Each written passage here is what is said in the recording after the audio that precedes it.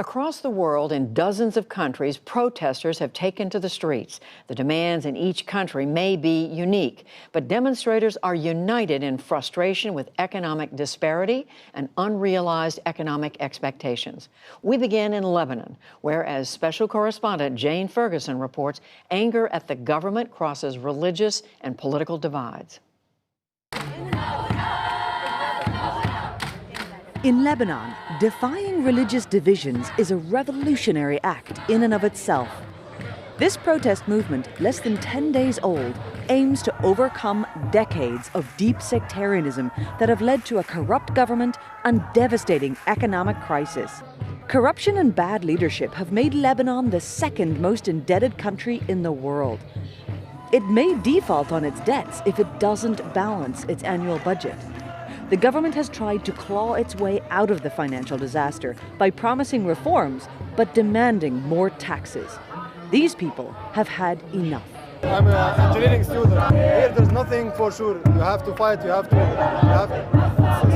not easy. This group of young men are angry that there's no future here for them. But the level of unemployment is very high. There's a large brain drain in this country. People graduate and then they try their best to leave because there's no job opportunities here for young men and women. Lebanon's political system is based on the country's sectarian divisions, with top government posts being shared out between Sunni Muslims, Shia, Druze, and Christians. It is designed to keep the peace, but leads to constant deadlock and corruption. Those sectarian leaders, in place since the 15-year civil war ended in 1990, have become entrenched. All sides exploit sectarian fears to shore up their positions and stay in power, where they enrich themselves. Sami Nader is an economist who has been predicting these protests for months. There is no separation between business and politics. And the politician either is doing business directly, or now, if it's so obvious, he has around him circles who get the big contracts. It's the case in the electricity sector, it's the case in the waste sectors, and the case on the telecom sector. A State Department official voiced American support for the protesters, telling Saudi channel Al Arabiya, the people of Lebanon are rightly frustrated with their government's inability to prioritize reform. These protests have shaken the country's political elite, with Prime Minister Saad Hariri appearing on television 4 days ago to offer the protesters reforms. These decisions are not for bartering. They are not to ask you to stop protesting or expressing anger. This is something that you decide. And we are not giving you a deadline. And I will not allow anyone to threaten or intimidate you. The protesters rejected his offer and instead demanded all political leaders resign. Hariri is a Sunni Muslim, but his rival Hassan Nasrallah from the Shia Hezbollah movement is also rattled by the protests. Hezbollah is not just a military force here, but a political one too. Just as he was due to speak in a televised address today, several hundred of Nasrallah's supporters arrived at the protests, bringing loudspeakers to blast his words over the sounds of the protesters calling for his resignation. We are scared for the country. We are scared that there might be someone who wants to take Lebanon and create social, security, and political tensions that would lead to civil war. Nasrallah, whose movement is largely funded and supported by Iran, also claimed the protest movement was an international conspiracy. Information and data that we got from different sources show that now the situation in Lebanon has entered the target of political instrumentalization internationally and regionally that involves internal actors. All of you has become a common chant here, telling the Hezbollah supporters that their leader should step down too. The riot police are separating different protesters. The main protest over here are those who are calling for the fall of the government and all political elites. And just behind this thick layer of riot police are Hezbollah supporters who have come down and caused quite a bit of tension here today. When we crossed the police line and headed over to speak to them, they told us the protesters should go home. But the police eventually told them to move on instead, and the angry crowd threw sticks and water bottles as they were shoved out of the street. They put up some resistance to the police before giving up and going home. The protesters know that sectarian leaders will not surrender their grip on power here easily. The current system tries to divide and rule? Exactly, because they benefit. There's like $300 billion, they steal it from the country. As night comes, Beirut's city center reclaims the carnival atmosphere that has characterized these protests from the beginning. Across the country, music and dancing have been used by protesters to defy religious divisions and call for elites to step aside.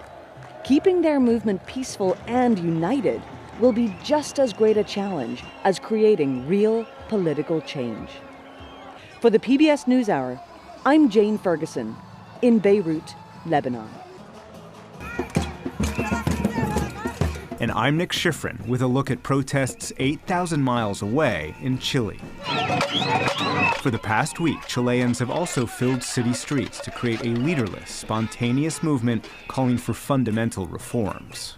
Struggling to feed their families, pots become instruments of frustration. They protest unaffordable health care, low pensions, and what they describe as a government that's lost legitimacy. This country is unjust. The price of gas and electricity go up, and there is no respect for the people, only enriching business and the government. Chile has been one of Latin America's most stable countries, touted as a model of regional success. In the 90s and 2000s, prosperity expanded. But it also has one of the world's largest wealth gaps. People who were very, very poor in the past, who could not think about protesting, now have a whole host of rising expectations. And so it's a crisis in a sense of rising expectations that are not fulfilled on the part of many, many people. Arturo Valenzuela was the director of Georgetown's Latin American Studies Center and a former senior State Department official who's tracked the country as it modernized and grew richer. People then become much more aware also of the enormous gaps between the people who are going to private schools, the people who live in really well-off neighborhoods, and so on and so forth. And so the inequality issue, and certainly Chile has become far more unequal. And this week, that feeling of inequality exploded not only into peaceful protest, but also deadly clashes between government and the governed. At least 17 protesters have been killed and hundreds of police injured in running battles that paralyzed the capital, Santiago. Billionaire President Sebastián Piñera announced increased pensions and minimum wages, improved health care, and reversed the public transit price hike that helped spark the protest. Hemos escuchado fuerte y clara. We have heard loud and clear the voice of the people, the voice of the Chileans, who have peacefully expressed their problems, their pains, their shortages, their dreams, and their hopes for a better life. But he also deployed the military that's targeted protesters and enforced a curfew with batons and smoke grenades. It's the first time that's happened since the dictatorship of General Augusto Pinochet, when 40,000 Chileans were killed, tortured, or imprisoned. And the fear is some of those dark days are returning. Here we are in militarized Santiago. On Monday, Miguel Sofia filmed as 9,000 soldiers took over Santiago's streets. And he talked to protesters unafraid of violence or the curfew. The social discontent is not just about the fare rise for the subway. The only thing the government does is criminalize a situation that, in truth, they have dragged on for so long. Now the military are using the same strategy they used during dictatorship, making fun of people and shooting people in many regions. Suddenly, an unmarked car screeched toward them. Están disparando. Shooting, man! Sophia and reporter Jonathan Franklin screamed that they were press.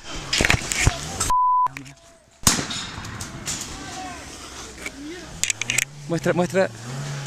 No, prensa, prensa, prensa, prensa, prensa! The car made a U-turn and fired a few final shots. Just came and started shooting indiscriminately at people.